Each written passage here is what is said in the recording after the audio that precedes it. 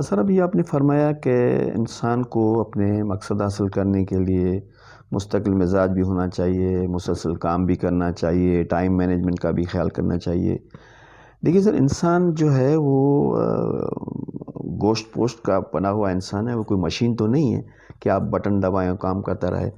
तो इन फैक्टर्स की वजह से मुस्तकिल मिजाजी में कमी भी आ सकती है, उसको वो बोर भी हो सकता है। वो जो है इन वजूहात की वजह से वो जो है टायर्ड हो जाएगा, तो उस वजह से उसके मकसद हासिल करने में कोई रुकावट तो नहीं पैदा हो जाएगी। वैसे साहब आपने कमाल का सवाल पूछा है और मुझे बड़ी खुशी हो रही है कि जो हमने पॉइंट्स ऊपर डिस्कस की और आपने उसका जिस्ट जो है निचोड़ निकाल दिया है। यकीनी तौर पे आपके जो ये कंसर्न हैं ये दुरुस्त है। इंसान थक जाएगा। We are not suppose to be a machine. हम कोई कार नहीं है, हम कोई प्लेन नहीं है, हम इंसान हैं। सही। कुछ और भी फैक्टर्स होते हैं जो कि रोज़मर्रा की ज़िंदगी में उनका एक असर होता है, इन्फ्लुएंस होता है। सोसाइटिकल फैक्टर होते हैं, फैमिली फैक्टर होते हैं, एक्सटर्नल फैक्टर होते हैं, इकोनॉमी के फैक्टर होते हैं। जी। और हेल्थ भी कई वजूहात होती हैं।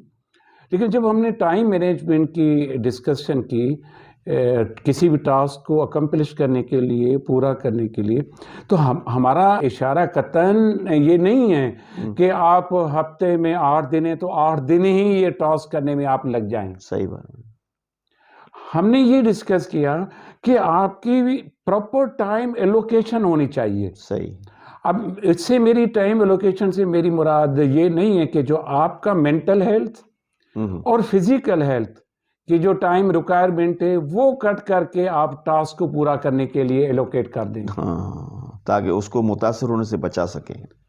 तो इसके जब मैं फिजिकल टास्क की बात करना हूँ, अगर आप वर्क करने वाले हैं तो आपको उस वर्क को कंटिन्यू करना है जो उसके लिए आपने टाइम निकाला हुआ है। सही।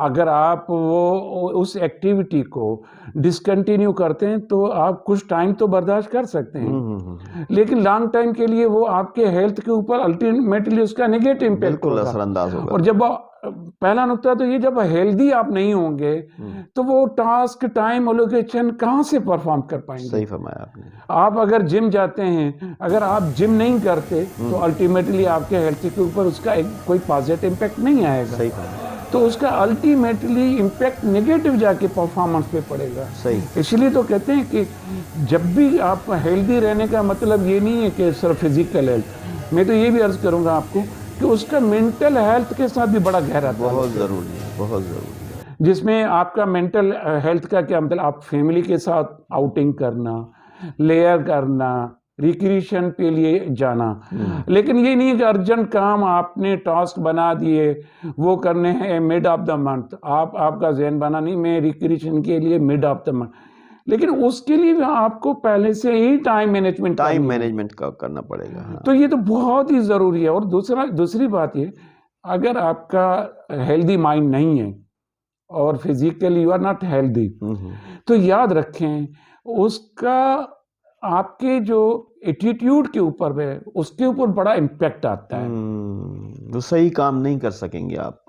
नहीं, फिर अब एटीट्यूड से जब हम बात करते हैं तो इसका मतलब ये आपका बिहेवियर में क्या बदलाव होता है। सही।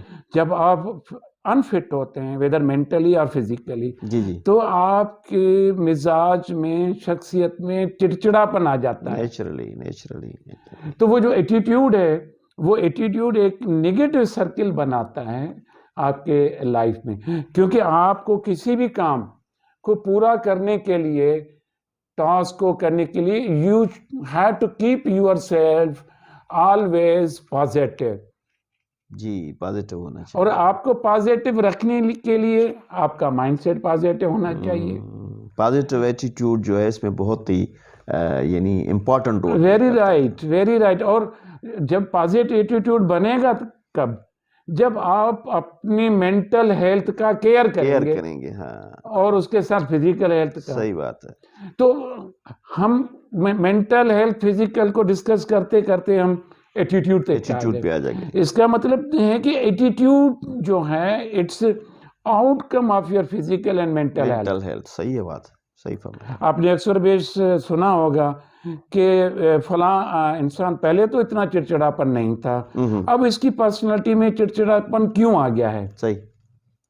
तो उसकी जो वजूहात होती हैं वो because of non maintaining mental and physical health. सही बात है, सही बात। किसी न किसी वो फिर बीमारी का वो शिकार हो जाता है, सही। जहाँ से उसका चिड़चिड़ापन होता है, या कोई ना कोई डिसिप्लिन उसने वायलेट कर दिया है जिसकी वजह से उसके तबीयत में चिड़चिड़ापन आया है, और वो आपको नेगेटिव एटीट्यूड की सूरत में नजर आता है। बिल्कुल, मुकम्मल फिट होना बहुत ज़रूरी तो है। उसके लिए मेंटली और फिजिकली फिट होना ज़रूरी है। बहुत अच्छा और डिस्कशन। अगर if you want to maintain your attitude positive, जी जी। और एटीट्यूड पॉजिटिव होगा ही तब जब आपका एप्टीट्यूड लेवल बेहतर होगा, सही। और एप्टीट्यूड डेवलप ही तब होगा आपका जब आपका मेंटल और माइंड सेट इतना हेल्दी होगा उस काम को परफॉर्म करने के लिए। सर, ये आपने बहुत ही अच्छी पॉइंट्स जो है वो रेज़ किए हैं और उसको डिस्क्राइब किया। तो अब और कौन सी चीज़ रह जाती है कि हम अपने मकासद को बहुत आसानी के साथ उन तक पहुंच जाएं? बिल्कुल दुरुस्त पॉइंट। दूसरे अल्फाज में अगर मैं ये कहूँ, आप ये पूछना चाहते हैं कि हमने जो गोल सेट किया टॉप पे, और हमने टास्किंग, टाइम मैनेजमेंट से लेकर एटीट्यूड, मेंटल, फिजिकल हेल्थ सारी नुक्ते डिस्कस किए, इसका गोल के साथ अचीवमेंट में किस तरह का ताल्लुक बना सकते रिलेशन हैं? क्या है? सही। देखिए, इसमें मेरे नज़दीक जो आपने ये सारी पॉइंट्स डिस्कस की, उसको रिव्यू करना है। किसके साथ? गोल के साथ। गोल के साथ रिव्यू करेंगे, एक प्रॉपर वक्फे इंटरवल के साथ। उसमें जो लेकोनाज होंगी वो हमारे सामने आएंगी जब हम रिव्यू करेंगे उसको।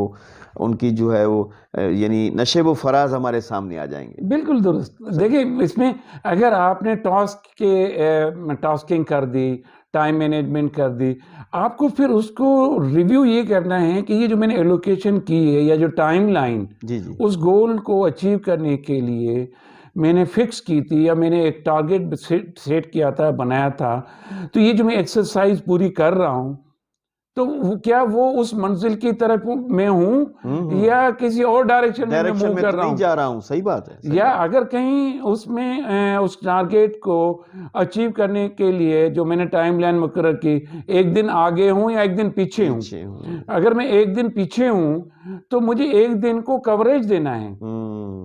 सही फरमाया। अच्छा, ये मुमकिन नहीं है कि आप जाके रिव्यू करें एक साल के बाद, तो उस वक्त तो टाइम आपके हाथ से निकल चुका होगा। कंटिन्यूअस प्रोसेस है ये। तो जहां पे आपको गैप आइडेंटिफाई करने नजर आए, उन गैप्स को आपको फिल करना है ताकि आप ओवरऑल गोल की तरफ आप मूव कर सकें with positive attitude, with the speed and the pace you fix in the timeline you required, वो जो टास्क आपने फिक्स किए थे अपने लिए। बहुत अच्छा, बहुत अच्छा, बहुत मेहरबानी sir. Thank you sir, thank you.